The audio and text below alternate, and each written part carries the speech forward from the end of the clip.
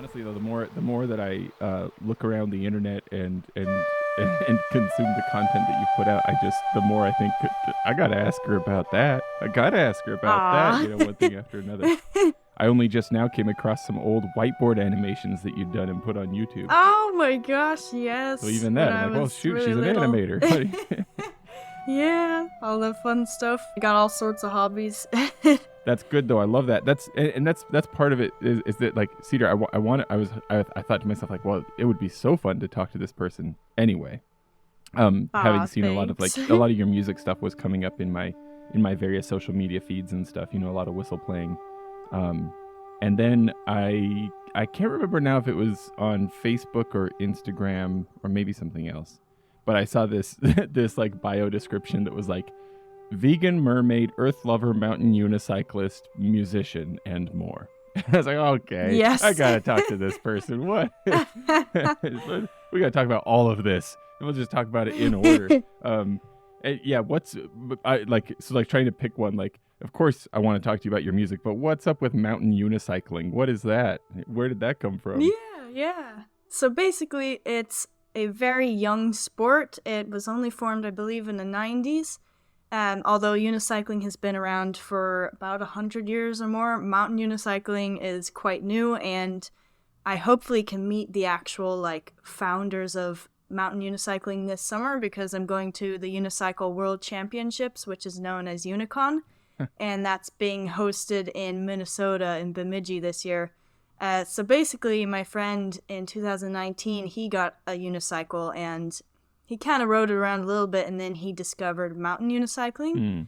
And I was like, oh my gosh, this is very interesting. And he let me try the unicycle, and of course, I got half a rotation. Like, your body doesn't know at all what's going on. Mm-hmm. And then eventually it clicks. So it took me a week to be able to consistently ride a little ways. But I started on dirt roads and then eventually joined my friend on the trails. And that was so much fun. It's a mega challenge, and it kind of filters some people out because you will fail a lot. Yeah. You'll have to dismount sometimes, or there's a lot of falling, but it's not as dangerous as mountain biking because it's, not even nearly as fast. Because you have basically, it's a fixed gear unicycle. And so there are no gears, there's no suspension or any of that. And some don't even have brakes. So I started with one without brakes. But eventually, I was riding in the Yosemite area, so we had lots of technical trails and mountain biking trails, so we'd get lots of compliments and comments and some very interesting comments, but we would just love to do this. And eventually I went to my first mountain unicycle weekend in Los Angeles, and I was one of only 2 female riders, and the rest were all guys. And that's not a problem. It's just so funny how it's mostly male dominated. But they're such lovely people. The whole community is so welcoming and encouraging to everyone who's starting and progressing as well. I know nothing about it, of course, but I assume that only lovely people would be drawn to competitive unicycling. So that makes sense. Yeah, there aren't many big egos or anything. I haven't even come across that at all. They're all just so sweet. And so at that Muni weekend, it was so much fun. And there was also a little pool party and a barbecue. And we had a few days of intense riding. And we would just make our way down the trails and session certain areas. And in 2020, my friend and I hosted the California Muni weekend. Even though it was lockdown, we still had, I think, 10 people come to our trails, and that was amazing. And the people are so talented to watch these riders go down really huge rocks with a 6-foot drop and land it is incredible. But that has been such a fun hobby, and unfortunately over here I haven't been able to do much Muni because the trail is kind of hard to access. But at least I can still road unicycle, and I did a lot more of that since coming here. And so it's so much fun, and with all my hobbies, I try to overlap them. so I can ride and play whistle or flute at the same time. And for a limited time, because my breathing gets really thrown off, but that has been a major hit a few times. But it's, just so fun. Well, that is one thing that I do really like a lot. I don't know. So I live in the western desert of the United States, and the Kokopelli figure is something of a regional icon. And so seeing is it fair to say your logo or one of your logos as like this Kokopelli looking character on a unicycle with a whistle? It just felt like, oh, that's perfect. How delightful. Yeah. Yes, that's my Cedar Dobson music logo. I put it on my invoices as well, but that feels most like me. That's perfect. You found the right one. Some of us search forever to find our emblem, right? And you really found it. I love that the gathering is called Unicon too. Not unicorn, but so close to unicorn. Yes. Unicon. Yes, and there's actually a pretty famous unicyclist named the Unicycling Unicorn. Oh, well, of course there is. Yep, and he's based in Minnesota, so it's pretty funny that this is his hometown that the convention is going to. He rides around on a really tall unicycle with a fake unicorn that he puts over the saddle, and he performs for people and audiences all over, and he's wonderful. So yeah, if you look him up, he's the Unicycling Unicorn.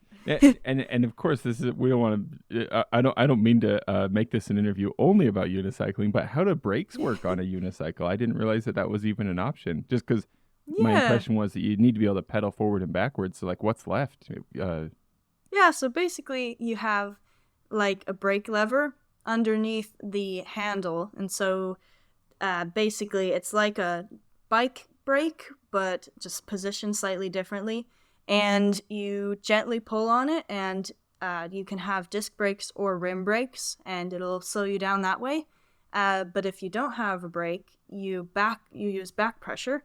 So basically you kind of pedal backwards, or you resist all the forward motion by pushing the opposite direction, which takes a bit more effort, but it could be really effective. And so my road unicycle, I actually have commuted from where I am based in Templeogue to Ringsend on the busy Dublin roads. I've done that several times, and all times without a brake. And there have been times when I've had to slow down pretty quickly, but I just use back pressure and can go from quite fast to completely stopped in about 3 seconds or so. Oh, well, yeah. That's not bad at all. But it's a big wheel, so it takes a little more effort, but it can be quite a fast transition if you put the effort in. And so, yeah. So if mountain unicycling is called Muni, then is the same rule applicable to anywhere that you're riding? So like, would gravel unicycling be Groony and road unicycling Rooney and etc.? That's a creative approach. Yeah, I'm Groony. That's a cool one. I don't know if I've heard that before. I'm ready to join the community. I need to go get my unicycle. Yeah, for sure. Well then, as long as we're taking the detour, what about the mermaiding? Is that also a regular activity?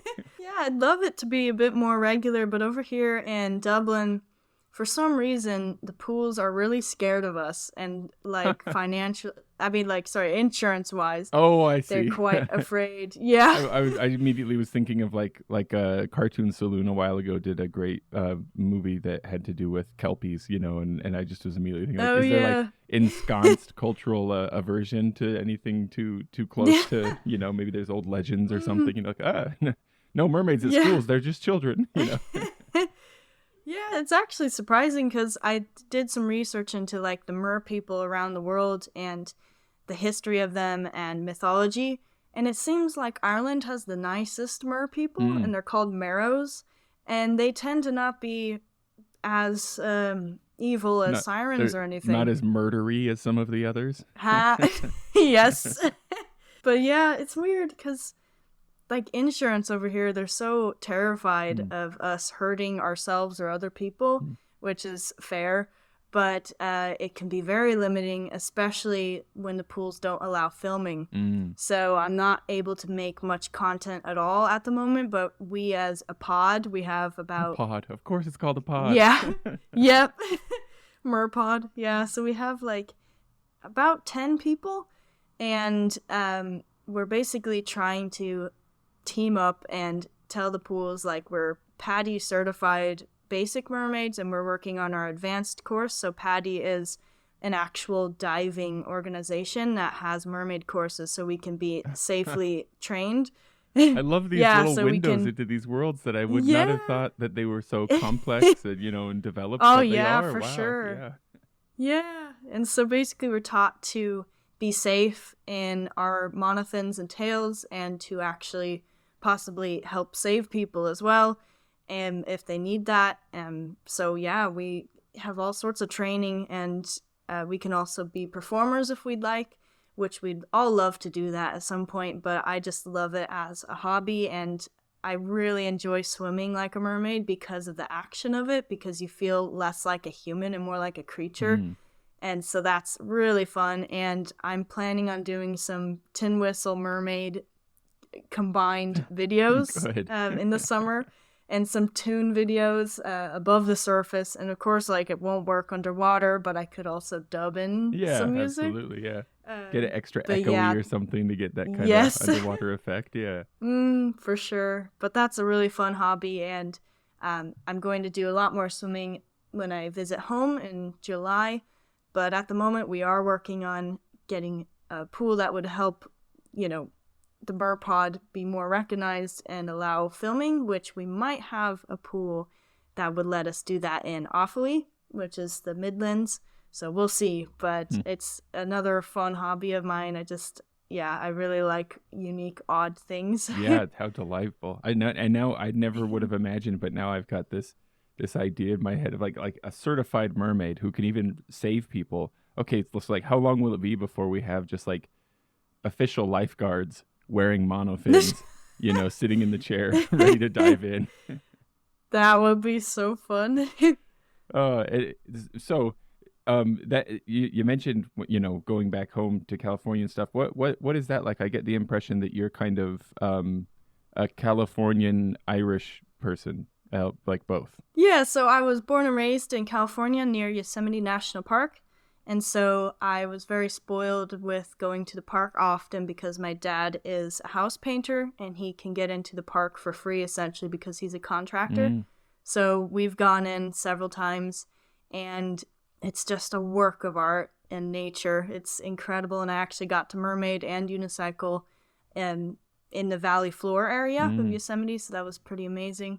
And so basically I was born and raised there, and my family is very artistic and musical and creative, and they were always very encouraging for us to kind of discover what we love and how to express ourselves and all that. And so my mom's side of the family loves folk music, and they actually they had friends that had a barn, and they would go and play music at the barn. And I used to go over there when I was really little, and I kind of got interested in music because of them and my parents. And I used to play percussion a bit, and then eventually moved on to other instruments. But one thing I discovered is they played a couple Irish pieces. And some of them were O'Carolan pieces, and one tune stuck out to me in particular that I shockingly remembered the name of, because I don't remember any tune names these days.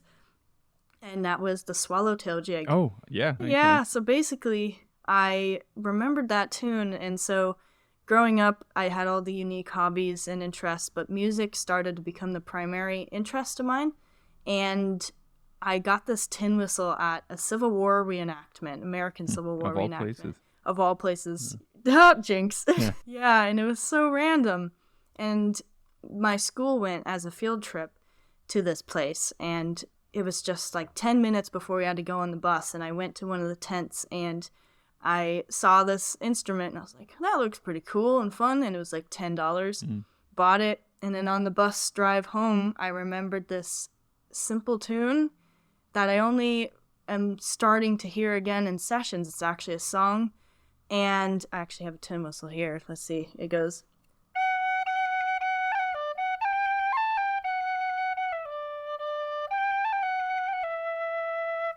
So it's like, that's part of it. And I remembered that, and I started to play that on the bus ride home. and kind of messed with that a little bit and the whistle. And that was 2012.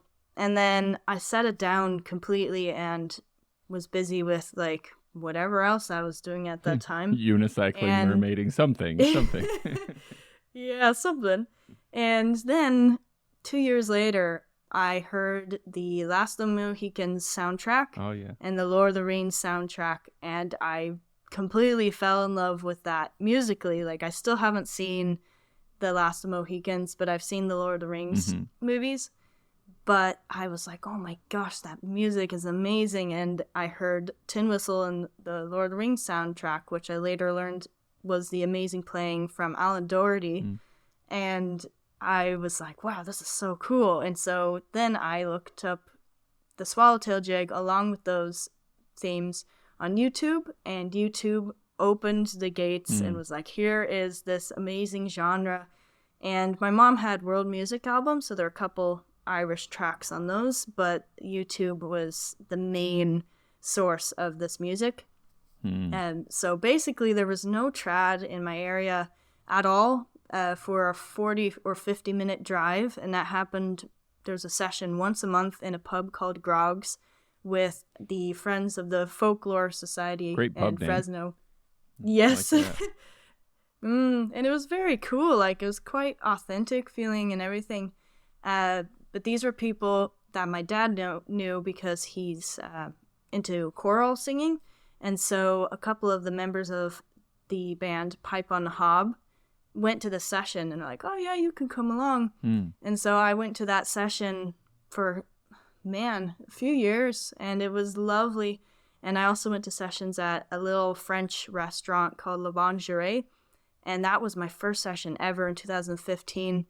So I kind of officially started my tin whistle career in 2014 after hearing those soundtracks and spending time on YouTube. And I got a Clark whistle and eventually a Walton's, and then moved up to a Dixon and got a Dixon Low D in 2015.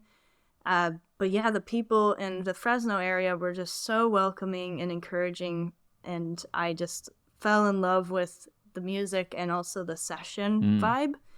And in 2017, I went to a Celtic teen camp, which I was like, how is there even such a thing? Yeah. And it was run by the Community Music School of Santa Cruz, and like, that was incredible. And I forgot, I went to the Lark in the Morning World Music Camp, and that's in Northern California. So that was 2016, and I met the incredible David Brewer at that time. He was a part of the Fire Scottish band, and I think they're Grammy nominated as well. And they're just incredible. But he was my teacher for I think like 3 years, but we would only meet in person once a year, and he'd give me a couple little ornaments or some one-on-one advice. And my style was definitely influenced by his during that time. And then over time, I listened to so much music and so many artists that played all sorts of instruments that my style has evolved to whatever it is now. But yeah, the Community Music School of Santa Cruz, they had that teen camp, and they had the Redwood camp, which is the adult version. And I went to the teen camp until 2019. And then in 2020, we all know what happened there. And then in 21, I came here to Ireland, and I've been based here ever since. And so I go back and forth between California and Ireland, and I visit once or twice a year. But I came here for the music, and I'm absolutely like overwhelmed in a good way of how much music there is, but also the quality of musicians as well, and the concerts and the camps and everything. It's just, I'm so spoiled. So I made the right choice, it feels. But yeah, back in California, there are options. If you drive very far, thanks to my dad for driving 9 hours that one time to the Lark in the Morning camp. So yeah, it's just amazing. It's a great hotspot for trad, and there are some really talented musicians in California. So I'm very, very lucky. Well, that's lovely that you kind of like are so into it that you kind of in so many ways have like gone to the motherland of the tradition, you know. Yes. That's really cool. And I love that. I don't know if I'm drawing connections and conclusions that are not there. Feel free to tell me I'm making up stories here, but it seems to me as you're talking about this, and I have here on my computer the cover for Harmonies, just in case I need some inspiration as we talk. And I'm seeing the artwork there, and there are the birds, and I'm thinking of that first track that opens with the bird song, and I'm thinking of the swallowtail jig, and it feels kind of like a lot of things are coming together and making sense, you know, Yes. in a way. Yeah.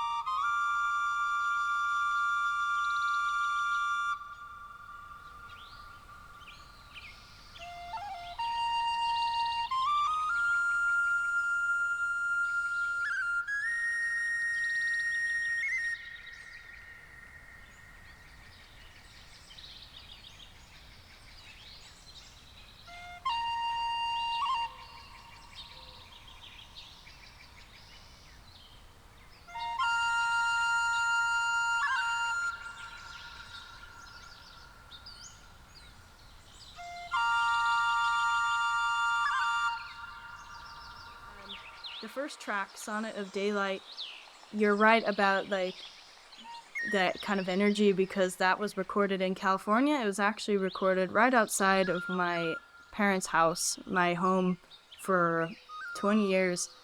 So we have this incredible dawn chorus of tons of different varieties of birds. Were And all those birds from the same place? Yep. Wow. All yeah, one that recording. is incredible. I would have assumed, Cedar, that these were like lots of individual samples brought together from different places. No, yeah, it was just one recording on Wow. a Zoom microphone.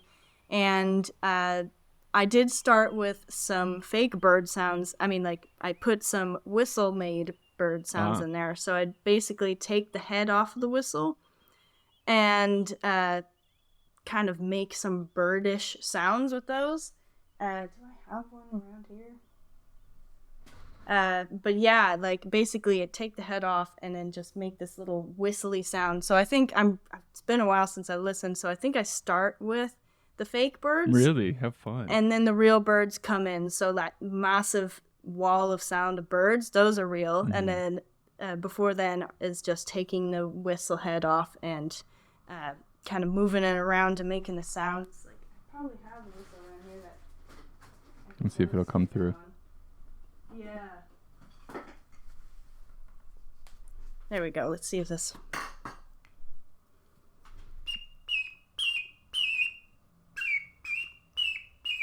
So it's like, yeah, you take the head off and then you kind of blow through it and you cover your finger over the opening of the, like, where the whistle's body connects to the head. Yeah. And you cover about halfway and you can make all these really cool bird sounds. Interesting. So part of the idea of Harmonies was to make as many sounds as I could with the whistle itself, while incorporating it with nature as well. So for Sonnet of Daylight, they're the fake whistle bird sounds that fade into the real birds, and then the music comes in. That's so cool, because part of what I still am having fun with that track, but it was, there's never, just like with books and movies and stuff, there's never anything quite like the first time that you experience a piece of media. As I was listening to it the first time, just trying to find, like, I knew that whistles would come up eventually, and so I thought I was listening for the first instance of a whistle as these birds are singing, but I'd already heard whistles. I just didn't know it because they were that convincing. I thought it was bird song. Yeah. Oh, cool. That's really cool. And I love that you say that you were trying to make other sounds with the whistle that, like, nature sounds, because I did wonder sometimes, I'm trying to think of which ones, probably track 3, Shoreline of Serenity, maybe Song of the Desert as well. I did wonder if some of the wave sounds or wind sounds might possibly be generated by you. Is that the case, or was I guessing wrong? Yeah. For Shoreline Serenity, I'm pretty sure, yes, I had some whistle wind and waves. So basically I blow across the window of the low C whistle and try to make kind of wave sounds with it. And I also would blow in a very particular way over the window and get almost like seagull-y sounds, so somewhat bird whistly sounds. So those really high squeaky whistly sounds were made by the whistle as well. And then I did have some waves come in and out throughout the piece. But that's another example of using the whistle as and kind of a natural sound. And that came up in rain rhythm as well. So that starts... Yeah. Go ahead. Tell me about that one. I'd love to hear about that one, Cedar. Yeah. So for the first, like, about minute, it's only finger taps. So I tap on the whistles, the whistle holes. Yeah. And it makes that really cool clicking sound. So, like, I don't know if you can hear that there. Yeah, that little... Yeah. See, I thought it was like something being, like, I don't know what word to use, plinked. I thought... Yeah. Plinking and plunking. I like that word. Yeah. I had not thought of that on the whistle holes. That makes sense, though. How cool.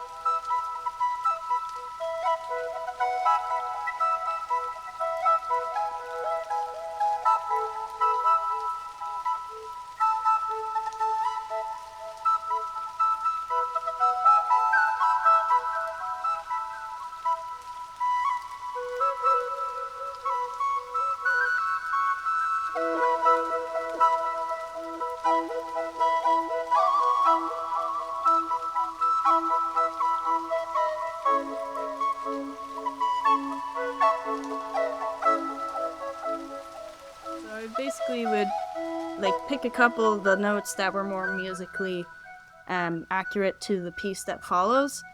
But yeah, basically was just doing finger taps, and then I think I was like scraping and tapping on the actual metal part of the whistle, the body, to make all these layers to mimic rain. And then eventually the rain sound gets faded in with the finger taps. And was I that, recorded that. Oh, yeah. That's exactly what I was going to ask you. Yeah. Sorry, go ahead. Yeah. I recorded that at Bushy Park, and I live very close to Bushy, and it's an amazing spot because it feels more like a natural temperate rainforest, like how Ireland is supposed to be.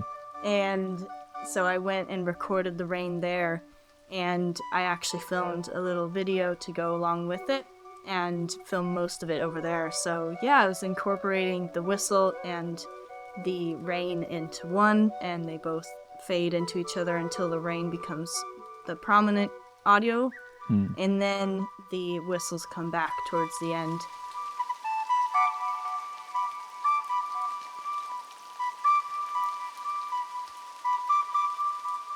Hey friends, thanks for tuning in. I always hesitate to do these little like commercial break things over music from the artists that are being interviewed.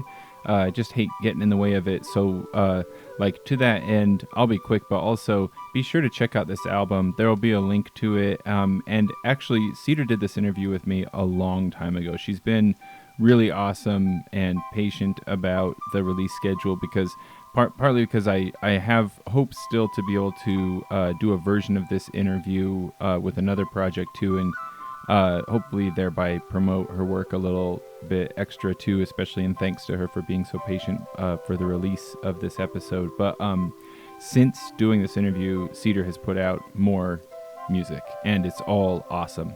So the giveaway this time, I'm going to go ahead and roll the dice in the Cthulhu Dice Tower here and see which supporter is going to win some of Cedar's music. But what I'm going to do this time is reach out and just ask which of her albums the winner would like to have. That's kind of the way we'll run it this time. This one, I know I mentioned it in the interview, but listen, if you haven't listened to this album yet on headphones, let me just super duper suggest doing so. It's really awesome. Anyway, here we go. Oh, 17. Gonna have to re-roll that one. Here we go. 8. That's gonna be Ted Garvin. Ted, thank you so much for supporting the show. Thank you all for supporting the show. If you want to support the show, there are links in the show notes. Let me get out of the way. Thank you again. Have a lovely day. Thank you to Cedar. Check out her music and her art and everything else she's working on, including the unicycling and the mermaiding and whatever other fun talents and hobbies she's probably picked up since having done this interview as well. I'm sure it's all really awesome and out there on her social medias and stuff like that. Links in the show notes. Thanks. Have a lovely day. Not that you're asking me to choose a favorite track, and I always feel a little bit awkward about this kind of thing, Cedar, because like I don't know if I feel compelled somehow to tell an artist what what is meaningful to me about their work or what, but like there's no reason to have to pick a favorite track, of course, and I'd rather be able to listen to all of them, but I feel like this compulsion to like, well, if I had to choose just one, which one would I choose? And I think for me personally, it would probably be Rain Rhythm. I did really like that track a lot. I like all the tracks, but and I've been trying to think why it is, and I wonder if part of it is that I get the feeling with that track that there is a rhythm that I'm only getting glimpses of, because it's kind of like maybe with the whistle music specifically, especially when there's any kind of harmony, like it becomes more clear to maybe the musically trained part of my brain, and so I can kind of tap into it, but it kind of fades in and out with those nature sounds and stuff, and so it's almost like I don't know, it's like watching for a whale to surface. It's somewhere under the water, even when I can't see it, but then it comes up and that's really exciting, maybe that kind of experience. Yeah, for sure. Yeah. And it is the only track that does have a consistent rhythm. Because when I was making this album, I was like, yeah, I think I can put something that's a little more musical or like, that is more rhythmic. And yeah, I've definitely experimented with some things with that, but there's some syncopation and a few key changes as well, and I changed whistles quite often and layered it and experimented with delay and created rain rhythm that way. But that's cool that you like it. It's a fun track, and I wanted to create that sense of space as well with rain, because you can be standing at a lake and you can just see the surface of it with all the drips, and you're just kind of in it, when you're in rain, it's everywhere. So it was really fun to make that, and it'd be cool to make a Dolby Atmos version of that. But I actually did make a Dolby Atmos version of Shoreline Serenity for my dissertation for my bachelor's degree. And yeah, so that is available to purchase on my Patreon.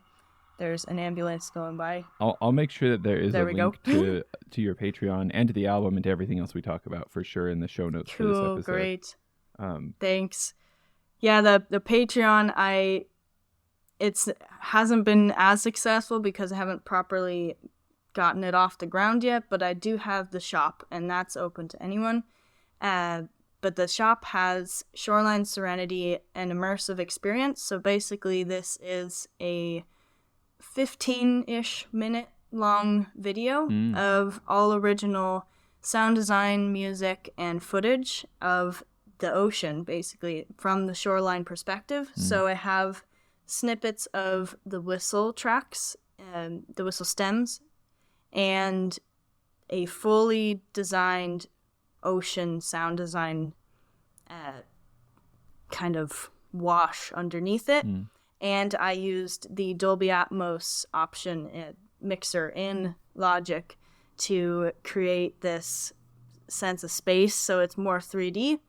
And each clip has been completely redone with the sound, so none of the original audio footage is available. So it was all recorded at different locations around Dublin, around the coasts here, and then edited to reflect what you're looking at. And one thing that is featured in that project, as well as I think every track in my album, are animal sounds not made by animals. Okay. So basically I create animal sounds as well. That's kind of like a hidden talent. So in a lot of the tracks I have my own voice as the animals. Really? So yeah. I never would have guessed. Even in that last track, I think it's in Harmonies of Nature. Maybe it's actually in Song of the Desert now I think of it, but I think it's in the last track. There's what I think was what I thought was a coyote at one point. Yeah. You tell me that was you. Yep. That's awesome. Well done, because I never would have guessed that was a person.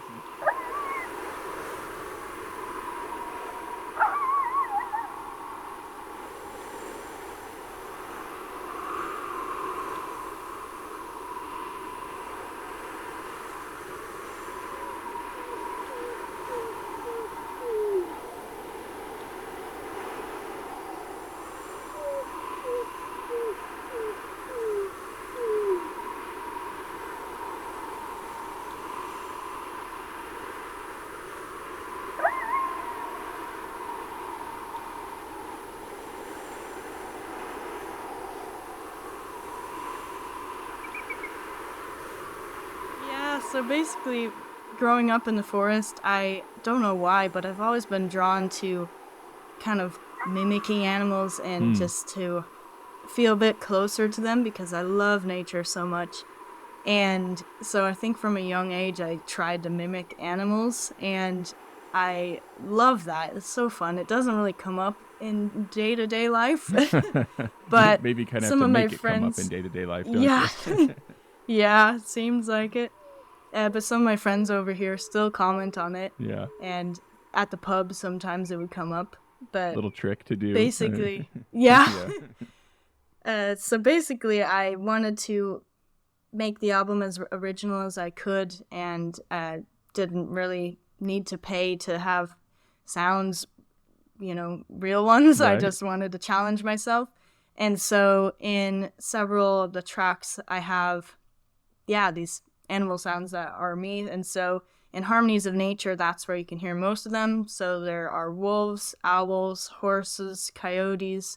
You did all of these. A roadrunner. Yeah, and I just was making the sounds myself. So that was really fun. And as well as Playful Forest Spirits, the nighttime one, all the crickets are me as well. No way, really? And yeah. So basically I would make the sound and then EQ so I can cut as much low end off. Oh, and yeah. Yeah, and then I would stack them, and sometimes I'd pitch shift a slight bit just to give a little more contrast. Sure, then it sounds like different crickets and not just the same cricket, right? Yeah.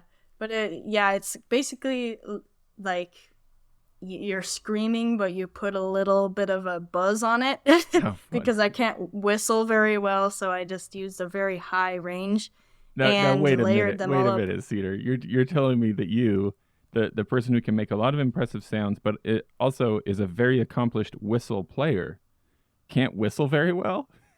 Yeah, I don't know why. Seems like a cruel trick of nature that you of all people wouldn't be able to whistle very well. Yeah, it's so weird. I try so many times and I look really weird when I whistle as well, and I just can't do it for some reason. So I just use a very high range of my voice to make up for it. But it's quite ironic, yeah. But yeah, so it's really fun. I also with the ocean sounds for Shoreline Serenity, the seagulls in there, I made those as well, and a lot of the bird sounds, and studied different seabirds and did my best to kind of make that. I honestly, like, I would have thought, and it wouldn't have taken away from the music, that there would have been like a sample library you'd be pulling from for these things, you know. And so then, like, to find out that you captured the recordings that were captured in nature yourself, well, that like I say, if that hadn't been the case, it wouldn't have taken away from the music, but that kind of adds something to it. It's special. But now to find out how many of these noises you were generating yourself, this is very cool. Yeah. Yeah, it's fun. I love challenges. Like, mountain unicycling is very, very challenging in a great way. It's very fun. And mermaiding has its own challenges. And then I challenge myself with the animal sounds, and music has its own challenges as well, and like limitations with the whistle, but you can actually push the whistle very far in certain ways. Yeah. But I just am drawn to challenges apparently. But this was a fun project to kind of practice at these things. I wonder, and again, feel free to tell me if I'm making connections that aren't there, but I guess when you talked about how you swim differently when mermaiding, you know, which makes sense, you know, I think about how I swim. Of course, I haven't tried it with a monotail on before, but I can imagine how it might be different. I remember reading in the Once and Future King, that's about it's a King Arthur story, about when Merlin turned young Arthur into a fish, and how he didn't know what to do, and, you know, Merlin is trying to explain to him how to kind of like, what did they call it? Jackknife or you know, how to swim as a fish, you know, and just how that's different, and how Arthur had to figure out that, like, oh, it's like flying underwater. It's just like this interesting kind of like new experience thing you get to experience as a reader working through it, you know. And I do wonder, like, maybe I'm ignorant about different whistle music genres and options, right? But to me, this album is really, really unique. Like, if nothing else, it's certainly unique to what I've heard. It's, if someone had said to me, Cedar Dobson, she's done a whistle album, I would have expected a lot of jigs and reels, you know? And I'm sure that would have been great, but, you know, this is really unique, at least to my listening experience, you know? And I wonder if maybe, have you put any thought into this, or do you feel like maybe having had a lot of, I mean, I'm saying this flippantly, right? But like having had a lot of like weird experiences, you know, where like you've learned how to unicycle and learned how to swim like a mermaid. And if you're just like drawn to doing things differently, has that informed the fact that you made music like this on this album, you know?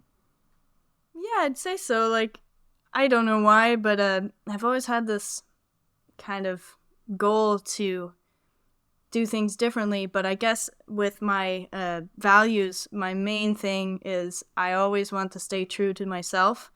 And so I've taken this to heart, and I've kept this goal all the time through my whole life, which meant losing a lot of friends because they would change so drastically that I couldn't even relate to them anymore.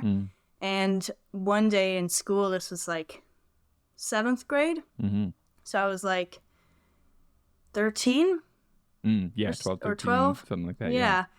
Yeah. So I remember crying after school one day. I said, I can't take it anymore. I can't relate to anybody. They've all changed. And so basically that was the best decision I made, basically. And I went homeschooled, and that's how I met some wonderful people, including my music teacher, John Kilburn, who has taught me a huge amount of what I know now. And I actually haven't seen him for 4 years because of lockdown, and we're based in different countries. He's in Brazil. But we're finally going to meet in July, so that'll be amazing. But yeah, so basically, I didn't want to change, and so that meant, getting out of the public school scene and then getting into the unknown.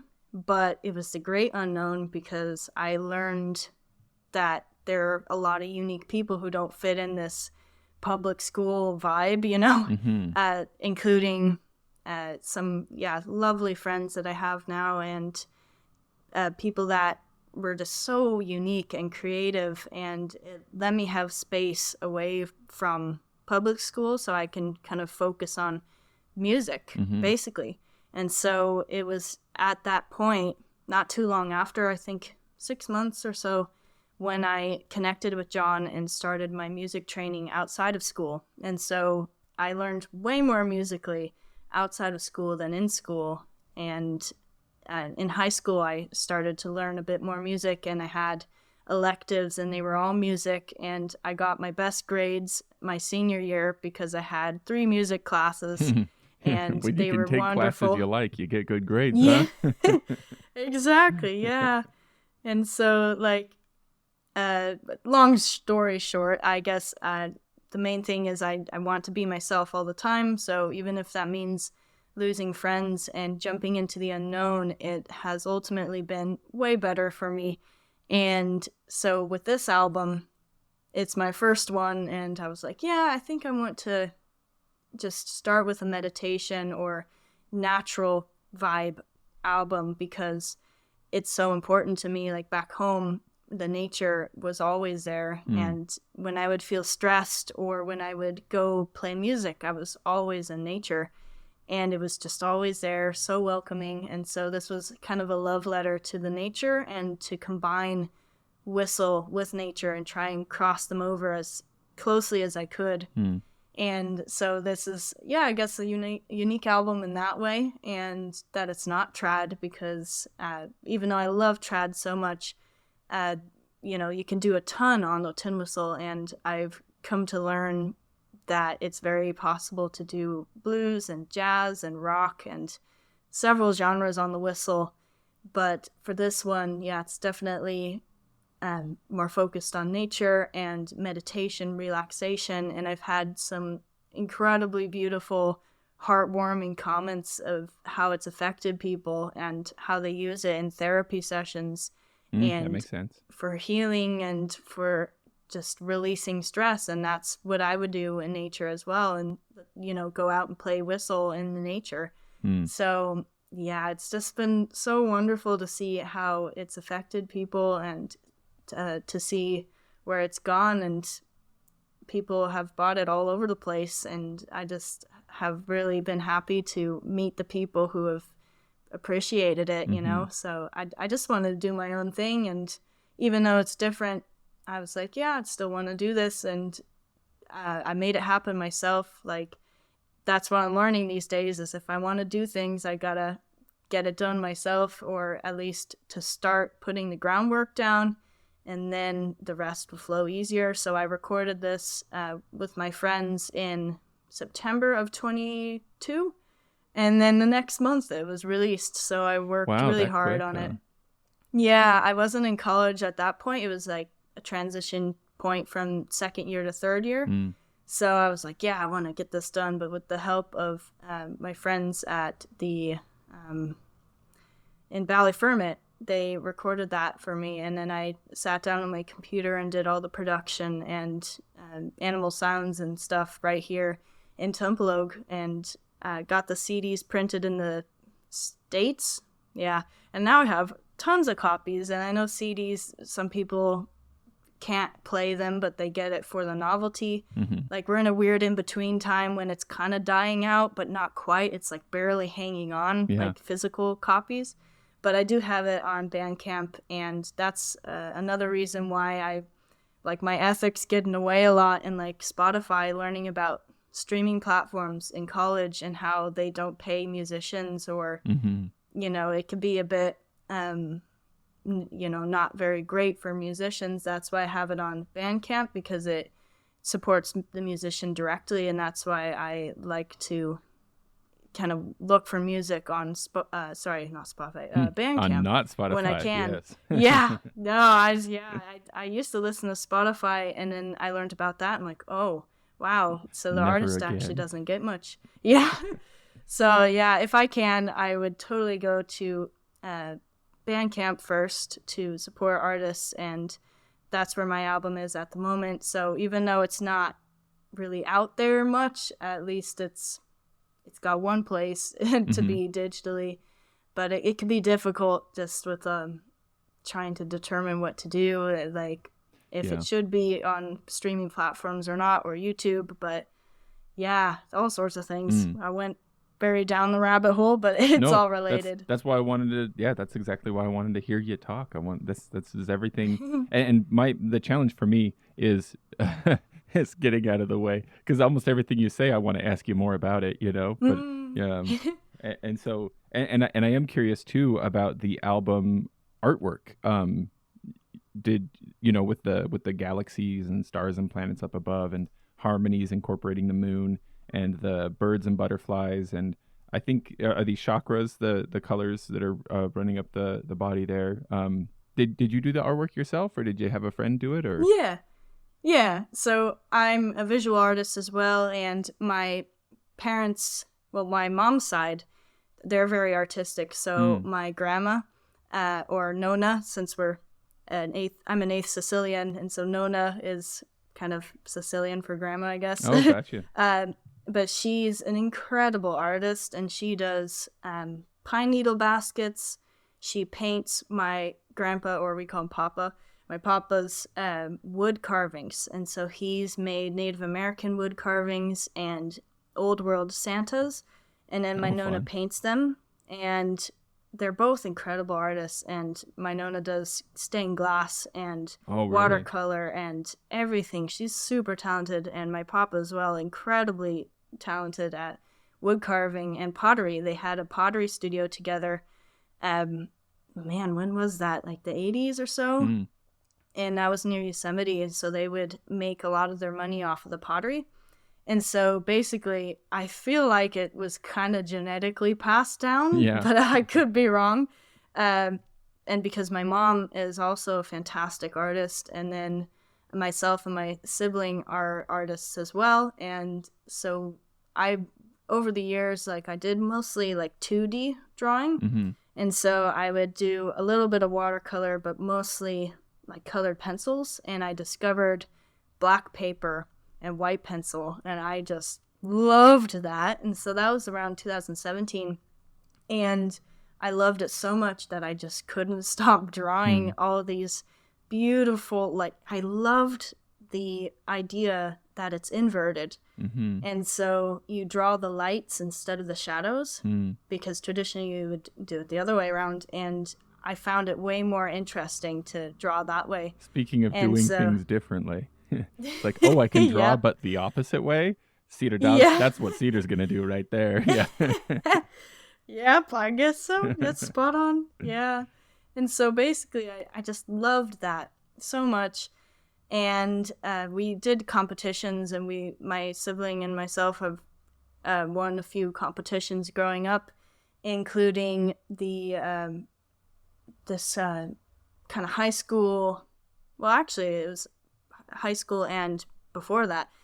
We won it a few times. It was for the Ansel Adams Gallery. It was run by Yosemite National Park, and so we had a few pieces that were hung up there. And one year I drew a mountain lion, and it took maybe 12 hours to draw, and it's full color a portrait of a mountain lion, and that won first place and was featured on the Yosemite website and on Facebook official, which was really cool. That's awesome. But that kind of style, I just fell in love with completely, and I basically was like, yeah, I would really love to have like that style represented for Harmonies for the front cover. And so basically for the artwork, I drew a bunch of birds on black paper, and then I would take pictures and bring them into one main Pixelmator document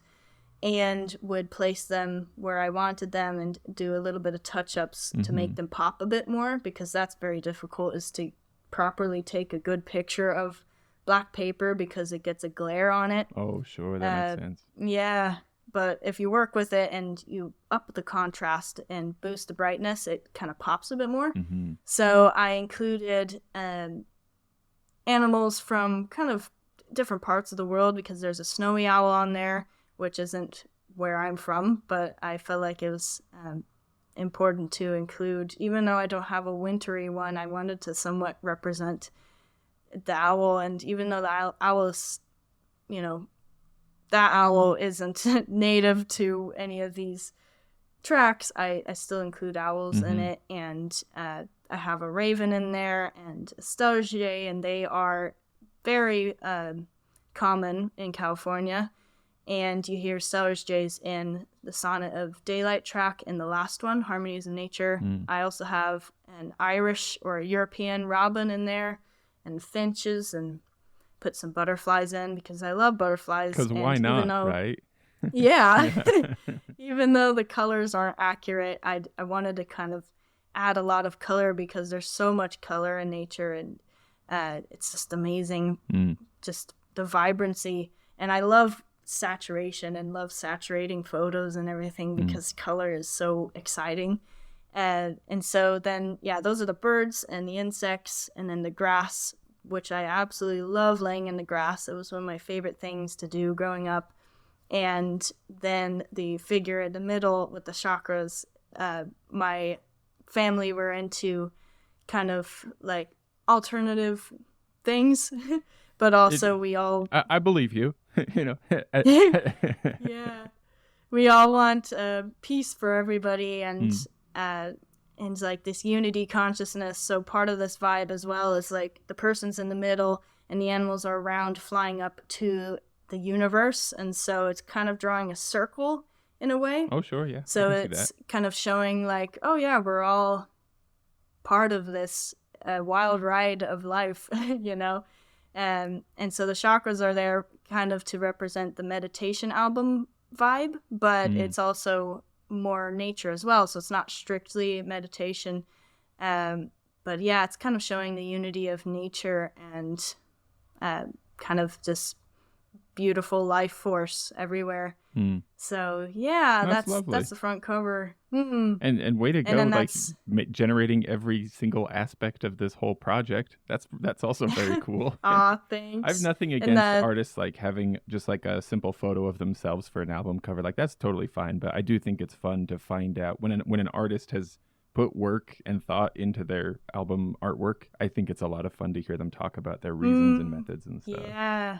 Oh yeah, it's so fun. I love art and creativity. And oh yes, the last little part of that is the font is mine as well. So I had this font template, and I would write in all my letters and then put it in. And so I could type in my own font, so it feels more natural for me. But one of the biggest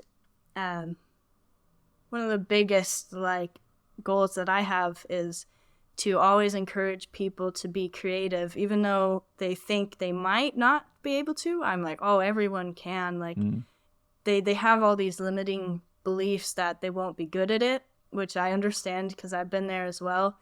But, like, it's just so important to do something creative and to express yourself somehow. And, like, I still have places that I want to explore. Like, I don't really sing, but I feel like I would enjoy it, and I haven't really written any songs, but I would like to, because I have all sorts of feelings about things that I want to express, and like that could be one way to express it, because I express myself in different ways with the whistle, because the whistle is my voice basically. And woodwinds, I'm just so drawn to woodwinds because of that.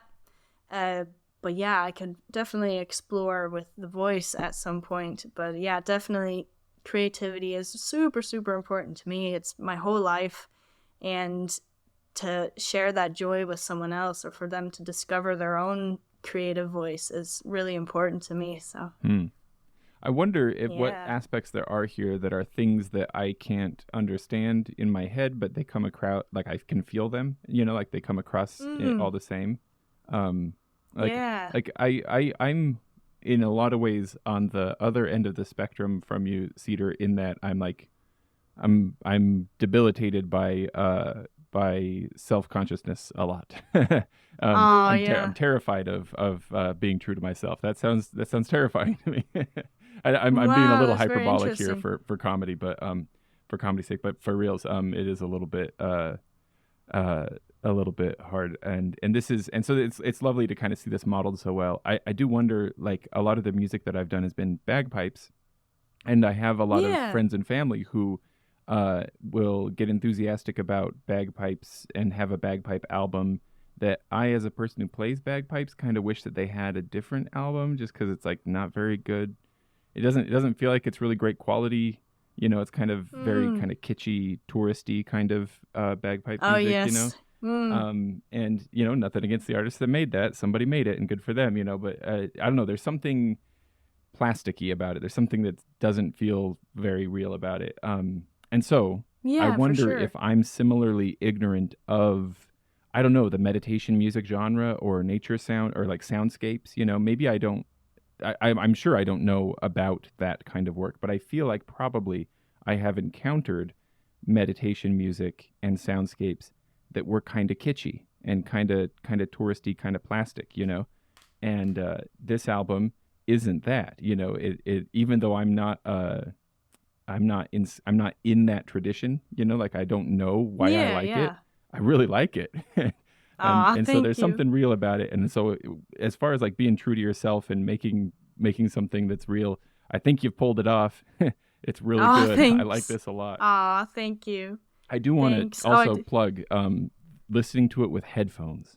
I kind of did that almost by accident the first time, and I'm sure glad I did. So if anybody listening either hasn't listened to the album before or has listened to it but not yet done it with headphones, I just thought the mixing that you did really that like upped it yet another level. It just it was like delicious to listen to in that way. Thank you. Yeah. I totally get it with the plasticky stuff, because I really enjoy meditation music, but like true stuff, like the real stuff, because there can be so many fake MIDI instruments. And that's probably part of it. Yeah, that makes sense. Yes. And then that can be a bit frustrating because it doesn't sound real to me. Like, I understand, like, people want to try and make it with what they have, and they may not be able to play that instrument. But like, I love Indian flute, like from India, the bansuri, because it's so highly expressive and absolutely stunning. And to put like a tempura behind it, it's like, oh, really amazing. But I also love lots of textures, and so there have been a couple meditation tracks I've come across that are very textural in like a natural way, or they have like sparkly sounds, but they're not cheesy at all because they sound natural. But yeah, I totally get it. Like some of the pipe stuff, and even in trad, sometimes you do get that kind of plasticky sound, and you wonder how that happened, but it depends what your taste is and everything, and that music can serve a purpose, but I think we just prefer the real deal. Well, as far as real deals go, this is the real deal. I'll plug it forever. I think this is a really great album. Thank you. Thanks. And Cedar, I feel like there have been a couple times that you've said really beautiful things that I think will be like really fitting kind of spots to kind of fade out of the interview and maybe into like a final sort of sample from the album. And so like I keep hesitating because I don't want to miss the beautiful stop because I want so much to ask you even more questions. Like at some point, I gotta let it be, and maybe I can convince you to come and talk to me again someday. Yeah, for sure. But there is one question that I guess is just I can't quite get it out of my head. I am curious if you have noticed different nature sounds in Ireland now that you've been over there for a couple of years. I'm reminded of a classical composer whose name I can't remember, who did a whole suite about birdsong that to me doesn't sound like birds at all. But I had a music teacher who told me that it does sound like birds in the UK. It sounds like English birds. Yes. And that's why it didn't sound like birds to me, because I've never been there, and I still haven't been there. So I trust her. I believe her that she was right, and I wonder if being in a new place, if you have especially the ears for it, if you're getting new ideas because you're surrounded by new kinds of nature, nature new to you, I mean. Yeah, for sure. That's a great question.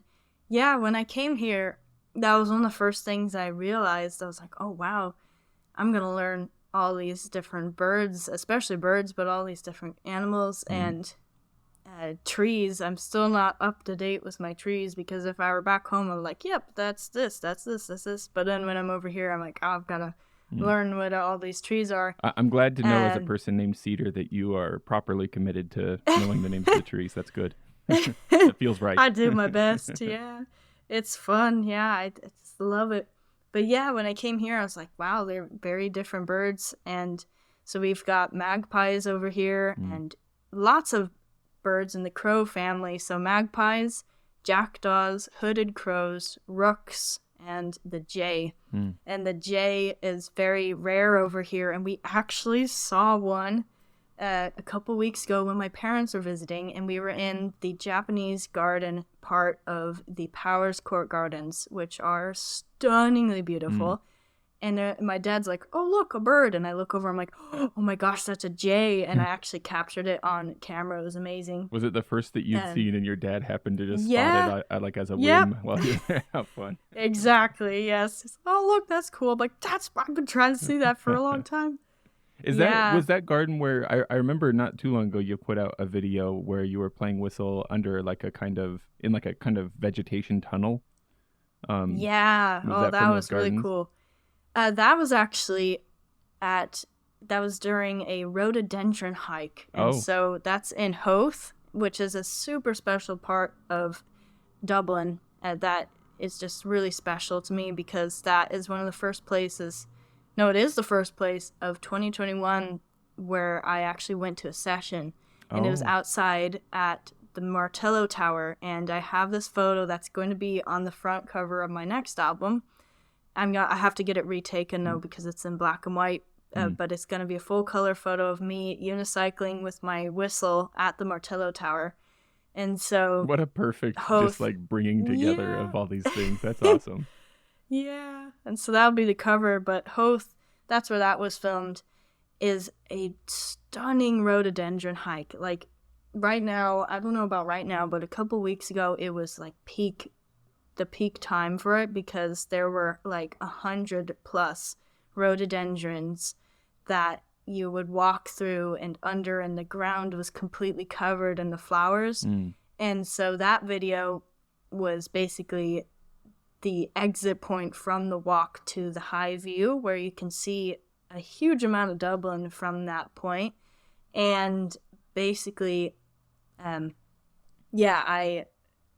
was just like, oh, I want to record a tune here. And my boyfriend filmed that beautiful spot. But I guess tying in with the birds and nature and everything, that's what's so wonderful about this place, is that there are so many parks to escape to, because it is a city, and I am surprised how well I've adapted to the city, but it can be a bit overwhelming and loud. And so going to the rhododendron walk is very refreshing, or Bushy Park, which is right next to me, is super refreshing, because I can be in the nature. And so like all these beautiful birds, and the robin as well, like really blew me away, because the European robin is very small. It has a red chest, but it's completely different than the American robin, which is a lot more like the blackbird over here, which is a very similar shape. Even the calls are very similar. The sounds they make, they chirp a lot alike, and some of their calls are very similar. So I'm like, that's very interesting. So now I'm kind of comparing the birds, especially from California to here. Yeah. And it's great because I love pigeons, and I used to raise pigeons. So that's really? another weird thing. But there are a lot of beautiful pigeons here, and I get to see them because I had pigeons for 10 years. And basically, there's this one pigeon I had named Cody, and on the Tradify album, there's an original track of mine, and one of the tunes is called Cody's Frolics. Oh, and really? that tune, that tune was written for him. So he was a very special, unique pigeon, and he wouldn't really want to stay around the other pigeons. He'd fly up to the house when he would hear us, and I would play tunes, and he'd stand on my head listening. And then he would sometimes try to groom my hair when I'm playing whistle, and he would just hang around the house for hours. And I'm like, Cody, you need to like eat and drink. And so then we'd have to like encourage him to fly back to the pigeons so he can replenish himself. And he would just hang out at the house for hours when we'd play music or we'd just socialize. So that was really a tune for him. Yeah, and it's been a few years. Like, he passed away somehow. Like, we didn't have an aviary, so I don't know exactly what happened, but like, he was very special and like a pretty important part of my music career as well, because I used to practice a lot when he was there and named this tune after him. So like, the nature is always there. It's always a big part of my life, and seeing the pigeons here reminds me of Cody and the pigeons that I used to raise, which connects to the music. And so it's all just very hand in hand. And so I'm definitely inspired over here to make more music, like to write original tunes with Irish themes, but like not just standard Irish names, but like things that are very particular, like very particular experiences or things that I've come across that relate to the music. And so I'm actually planning my second album right now, but it is a trad album. Oh, I'm sure it's going to be excellent. I'm very excited for that. Oh, thanks. It's basically, this is my 10th year playing whistle, like officially. And so I was like, I really want to get an album out. And so things have come up to delay it. And like, my phone was stolen, like, oh no, when was that? Last month. So that threw things off. And then my parents came to visit, so we spent as much time as we could together. And things would just come up and delay it, but I have it all planned. I'm getting the ball rolling, getting the musicians lined up. So basically, it's called Cedar Dobson Decade, and it's reflecting on the most important, influential tunes of the 10 years of playing. And so I hope to aim for 14 tracks. That might be a little too much, maybe 12. And I'm getting them all arranged. Some are more arranged than others, but they are each and every tune is super special in its own way. And I could tell you, a whole story for every tune. And I feel like that is an important part of the genre to me and to others, is how special this music is to us, and that it has so much meaning. And I want to just share my love for the genre with other people. So I think that's one major goal that I have in general, is like share all the fun things with everyone, because I would love other people to experience how lovely the genre is, but also not just music, but other hobbies and interests. But yeah, this album, it's in the works. I'm working on it every day, trying to get the ball rolling. Well, but that's it's very gonna be exciting. Well, listen, no pressure or anything, but maybe when it comes out, if we can find a time, I'd love to hear the story behind every track. Maybe we could I'd love to. That one. That'd be awesome. Yeah. And I wonder too, that'd be fun. I don't want to take the focus off of Harmonies, of course, but I wonder, like, would it feel like at all jarring if we were to go out on Cody's was it Cody's Frolics? Yeah, Cody's Frolics. Oh, to put that track in it. Yeah, we could could pull do that track yeah. in, and I'll make sure we have a link to the Tradify album as well, which is called Oh, Take that'd be Flight, great. which also feels very Yep. thematic with everything we've been talking about. So. Yeah. Okay. Yeah, that'd be great. Okay, we'll do that then. Cool. Yeah, links to both would be really great. The Tradify album was recorded in Windmill, and I kind of snuck our band in as, it's for an assignment. No, it was, Yeah. I did have some assignments, but I was able to record the whole album there during my final year of college and used a couple of tracks for assignments, and then that became the Tradify album, and those are our own arrangements of Irish tunes as well as Galician and Asturian music, along with 2 originals and a few other originals from other people in the genre, such as Mike McGoldrick, and we also have The Road to Erigi, and I forget his name, Adam something, but a couple contemporary tunes and traditional, so we kind of blend the two, and that was a fun album to produce, and that came out almost a year ago already. That's crazy, but that's one of my favorite things to do is produce albums, and I feel like the degree I have is, that was a pretty good choice because I learned a lot about the technical aspects, but also the creative aspects of making albums become real, and I'm just so excited to get my album going because I get to be back in that world again of just creating this unique thing. It's definitely going to be unique. There are going to be some unique effects in there and arrangement, kind of creative things going on. Yeah. But so that's going to be fun.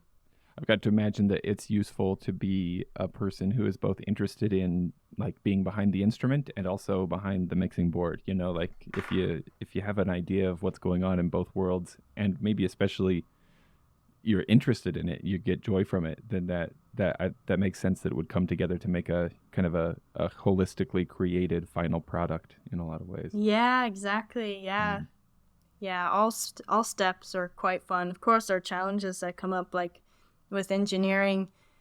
There can be things that are a little stressful, or you have time limitations, but then once you get the audio, then you can relax a bit and work with it and make something cool. But yeah, it's just so fun. So working on getting that set up while I'm also gigging in the Temple Bar area, which is also fun, mostly, because I get to play for tourists, and they're people like me who come over and they just love something or more than one thing about Ireland, and a lot of them really appreciate the music, and we get just really beautiful comments and interactions with people who are really like touched by the music, and it's just so cool. And there could be a couple weird things happening in the pubs, just people that have had too much to drink or something. Like, that's just the less enjoyable part, but the most enjoyable part is just seeing how positive people feel about the music, and it's just so cool. But working on planning the album, and I'm going to do a little bit of like crowdfunding or pre-orders so I can properly pay the musicians, because I really value getting everyone well paid, and I really appreciate their time and their skills, because I'm not proficient on fiddle or anything, so I'd like really fantastic musicians to be a part of it. And so we'll see how that goes. Maybe I can time it so it'll take me a little while to do the editing work here anyway, and so then if you have, I'll check with you before making this live, and then any kind of crowdfunding or pre-sales or anything like that might be going on, if they're happening by then, I'll add a little explanation or plug and have links to that as well. That's great. Thank you so much. Yeah, for sure. And I hope to get that off the ground pretty soon, but I'll keep in touch. Yeah, and I'll check with you about it. So with and as far as editing this goes, just so